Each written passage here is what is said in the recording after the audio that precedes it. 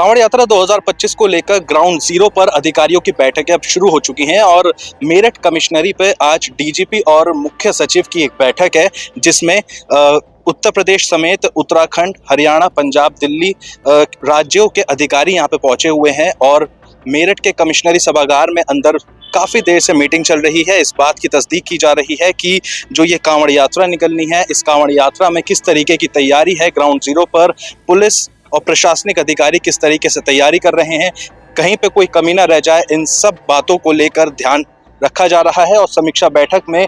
किस तरीके से कांवड़ियों से कोऑर्डिनेट किया जाएगा, उनकी सुरक्षा को लेकर, साफ सफाई को लेकर और तमाम व्यवस्थाओं को लेकर डीजीपी और मुख्य सचिव अधिकारियों से हर एक रिपोर्ट ले रहे हैं। मुख्यमंत्री योगी आदित्यनाथ ने भी हवाई सर्वेक्षण में ये सभी व्यवस्थाओं को देखा था और अधिकारियों को जरूरी दिशा निर्देश भी दिए थे। कांवड़ यात्रा को लेकर अधिकारियों का खाका तैयार हो चुका है। मुख्य सचिव मनोज कुमार सिंह ने अधिकारियों के साथ बैठक करने के बाद प्रेस कॉन्फ्रेंस की, जिसमें उन्होंने अधिकारियों के साथ कांवड़ यात्रा को लेकर जिस जिस पॉइंट्स पर चर्चा हुई उसके बारे में बताया। मुख्य सचिव ने कांवड़ और डीजे की हाइट और डिसेबल को लेकर स्पष्ट कर दिया है, जिसके अनुरूप पांचों राज्यों के अधिकारियों को अपने अपने क्षेत्र में निगरानी रखने के निर्देश दिए हैं। इसके अलावा साफ सफाई और कांवड़ियों को हर सुविधा प्रदान कराने को लेकर भी मुख्य सचिव मनोज कुमार सिंह ने अधिकारियों को निर्देशित किया है। 11 तारीख से 23 तारीख के बीच में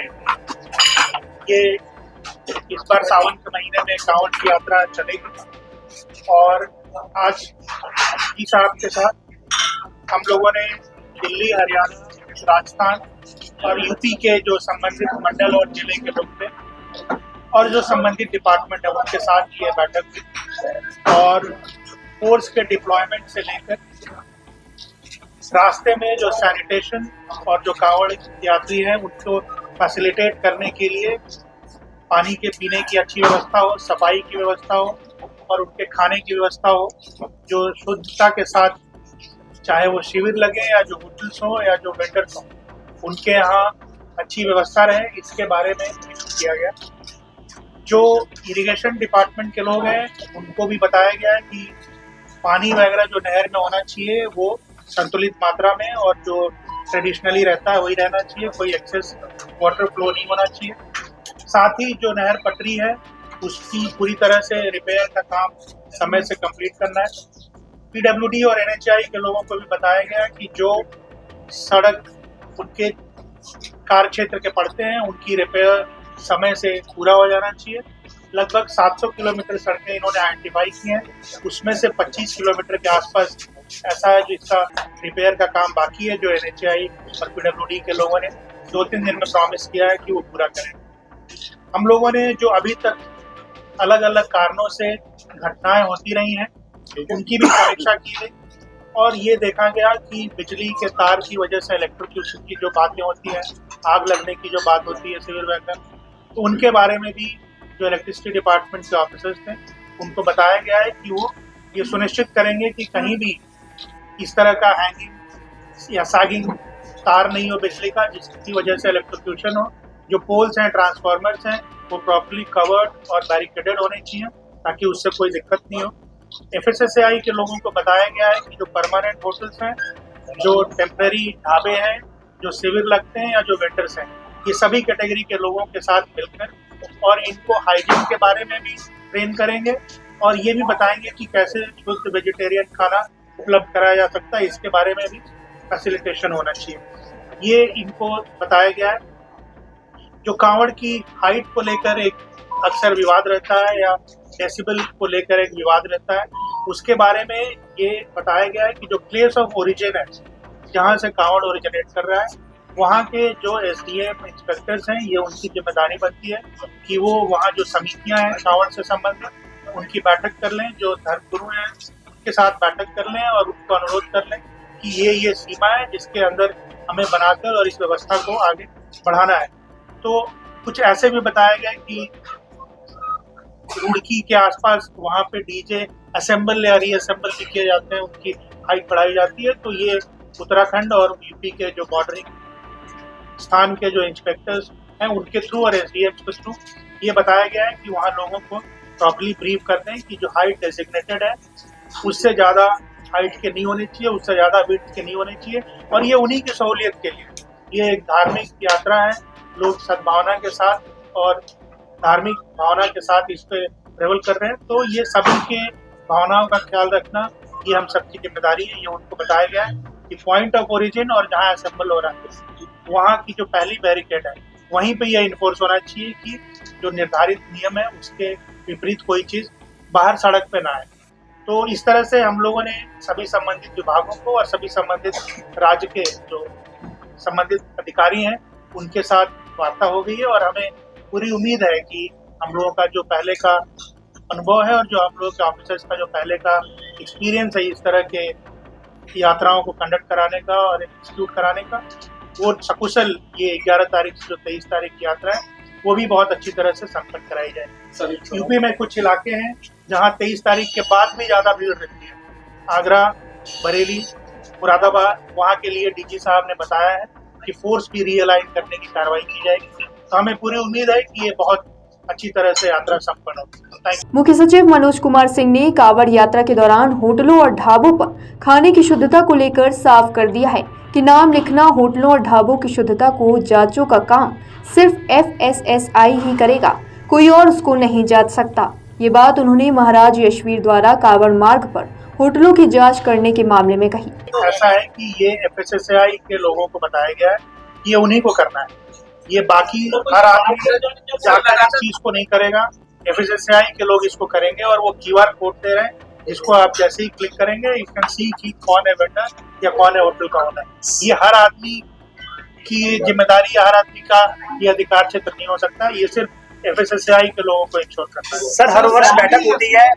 कांवड़ मंत्री भी है, बाईपास भी है, बावजूद इसके महानगर के अंदर बड़ी कांवड़ के बड़े डीजे प्रवेश करते हैं जो घटना का बड़ा विषय बन जाते हैं। तो क्या पहले साल सरकार की तरफ से इंफ्रास्ट्रक्चर भी बढ़ रहे हैं, सड़कें भी बढ़ रही हैं, सड़कें चौड़ी भी हो रही हैं, बेहतर भी हो रही हैं, वो सारी बातें हैं अपनी जगह पर, लेकिन भीड़ भी बढ़ रही है, कांवड़ यात्री भी बढ़ रहे हैं। जैसे अभी हरिद्वार के DM साहब ने बताया कि गत वर्ष ये करीब 4 करोड़ के आसपास लोग आए थे।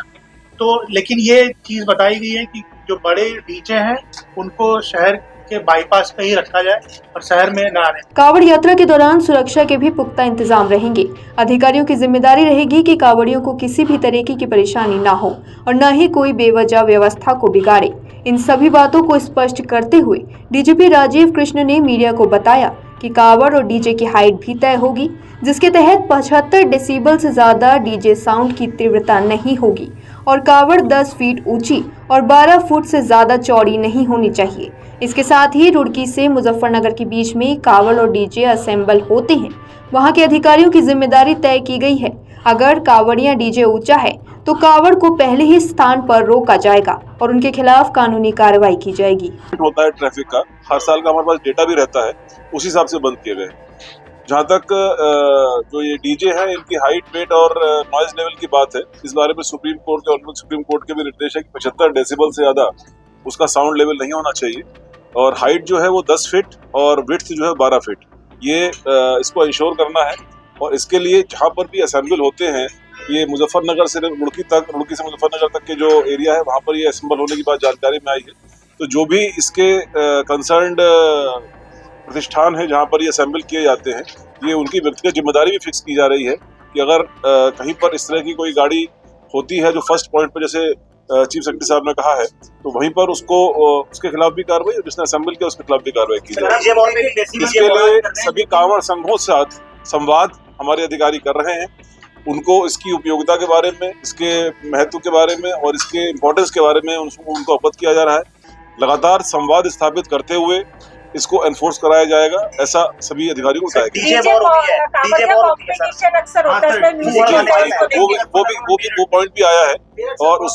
वो पॉइंट भी आया है। इसमें करीब 14-15 लोगों के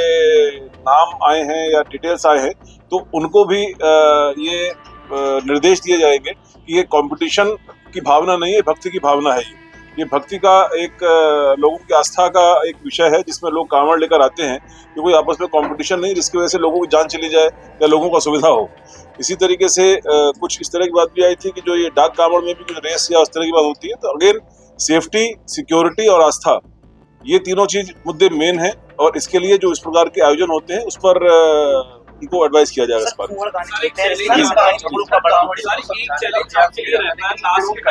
नहीं ठीक है, वो जो उनके जहाँ से ओरिजिन होता है वहीं पर देखिए, ऐसा है कोई भी कांवड़ यात्री चल रहे हैं जहाँ से ओरिजिन हो रहा है, खासकर ग्रुप्स में जो चल रहे हैं, आपने देखा जो इंडिविजुअल चलते हैं वो बहुत आस्था के साथ अपने जल को लेते हैं, जल को चढ़ाते हैं। कुछ ग्रुप्स ऐसे होते हैं जो इस प्रकार की श्रृंखलता करते हैं, तो जो उनके इंचार्जेस हैं उनको आइडेंटिफाई करके उनको एडवाइस किया जाएगा। और कांवड़ पटरी मार्ग पर आप लोग गए, वहाँ पर क्या व्यवस्थाएं आप लोग ने देखी और क्या कुछ अभी बाकी? अभी चीफ साहब ने बताया कि करीब 25 किलोमीटर का पीडब्ल्यूडी का मार्ग, NHAI का मार्ग पर कार्य चल रहा है। बाकी लगातार हमारे अधिकारी भ्रमणशील हैं, जहां जहां पर भी आवश्यकता अनुसार व्यवस्था की जरूरत पड़ेगी वो व्यवस्था कराई जाएगी और बहुत ही अच्छी व्यवस्था के साथ, पूरे आस्था के साथ, पूरी श्रद्धा के साथ लोग इस कांवड़ में यात्रा कर सके और आगे का अपना जो जल है वो चढ़ा सके शिवालयों पर, इसकी व्यवस्था की जाएगी। महिला कांवड़ियों की संख्या लगातार बढ़ रही है, तो उनके लिए कोई विशेष व्यवस्था की गई है? महिला कांवड़ियों के लिए जो कैंप्स हैं उनमें विशेष व्यवस्था की गई है, उसमें अलग से उनके जो सेग्रीगेटेड पोर्शंस भी बनाए गए हैं जिससे कि उनकी निजता में और प्राइवेसी में कोई खलल ना हो, और बाकी भी जो रिक्वायरमेंट्स है महिला कांवड़ियों की उसके लिए हमारे अधिकारियों ने उनसे वो सभी कैंप में व्यवस्था कराई। लिकर शॉप को लेकर भी कोई आपकी नहीं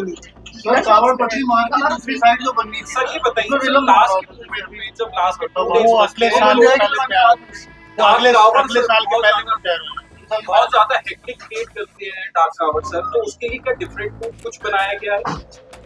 डाक कांवड़ के विषय में चर्चा हुई है और उसमें जो डाक कांवड़ अधिकतर हरियाणा से आते हैं, हरियाणा के अधिकारी यहाँ मौजूद थे और हरियाणा और उत्तर प्रदेश के जो कुछ पार्ट है वहाँ से डाक कांवड़ आते हैं, तो वो उनको भी बताया गया है। तो डाक कांवड़ का बेसिकली उनका एक निर्धारित समय के अंदर उनको वहाँ पहुँचना होता है, तो उसमें कोई सेफ्टी कॉम्प्रोमाइज ना हो, इस विषय में विशेष ध्यान रखा जाएगा।